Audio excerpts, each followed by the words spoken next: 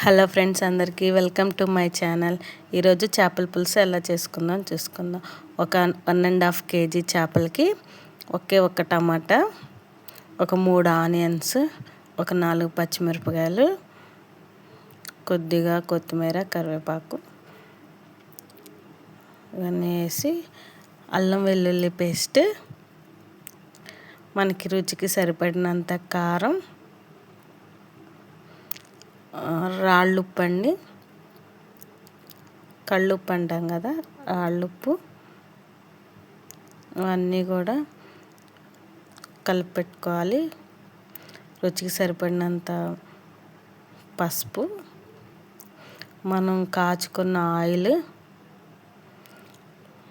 మన కర్రీకి సరిపడినంత ఇప్పుడే వేసుకుంటామండి. మళ్ళీ మధ్యలో ఏం ఆయిల్ వేయడానికి ఏమి ఉండదు.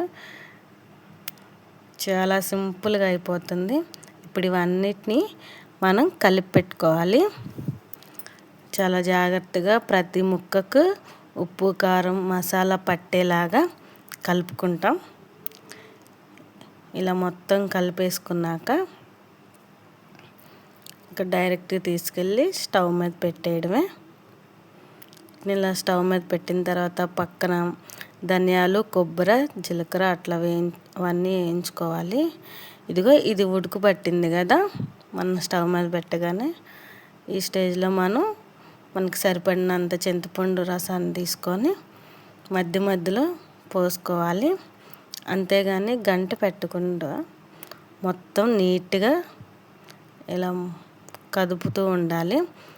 ఇలా కదపాలే తప్ప గంట పెట్టకూడదండి.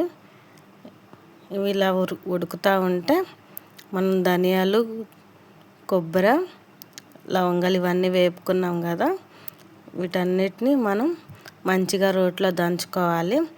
మనం అల్లం వెల్లుల్లి పేస్ట్ ఆల్రెడీ వేసాం కదా, అయినా కానీ ఈ మిశ్రమంలో చిన్నుల్లిపాయలు వేసుకోవాలి. చిన్నుల్లిపాయలు వేయడం ఏంటంటే మంచి అరోమా ఉంటుంది. ఈ మసాలా చాలా టేస్టీగా ఉంటుంది. ఇది వేయడం వల్ల మొత్తం నూరుకొని ఇదంతటిని తీసుకెళ్ళి మనం ఉడుకుతున్న కూరలో చూసారా, చాలా చక్కగా ఉడుకుతుంది. ఆల్మోస్ట్ అయిపోయినట్టే. ఇప్పుడు మనం అంతా నూరు తెచ్చుకున్న మసాలాని కొద్ది కొద్దిగా మొత్తం వేసుకోవాలి. వేసుకొని ఇదే స్టేజ్లో మనకు ఉప్పు కానీ కారం కానీ ఏదైనా తక్కువ ఉంటే టేస్ట్ చూసుకొని అడ్జస్ట్ చేసుకోవాలి. ఇంతేనండి. ఒక 2 నిమిషాలు ఇలా వచ్చేసిన తర్వాత ఇది అస్సలు కదపకూడదు, జస్ట్ గంట పెట్టకుండా ఇలా కదుపుకోవడమే.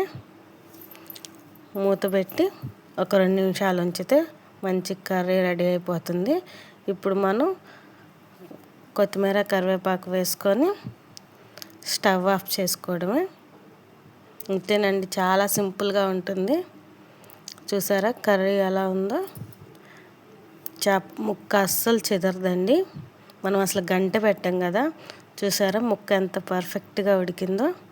చాలా సింపుల్గా చేసుకోవచ్చండి. చూసారు కదా, ఇలా మీరు ఒకసారి ట్రై చేయండి. వీడియో నచ్చినట్లయితే లైక్ చేయండి, కామెంట్ చేయండి, సబ్స్క్రైబ్ చేసుకోండి.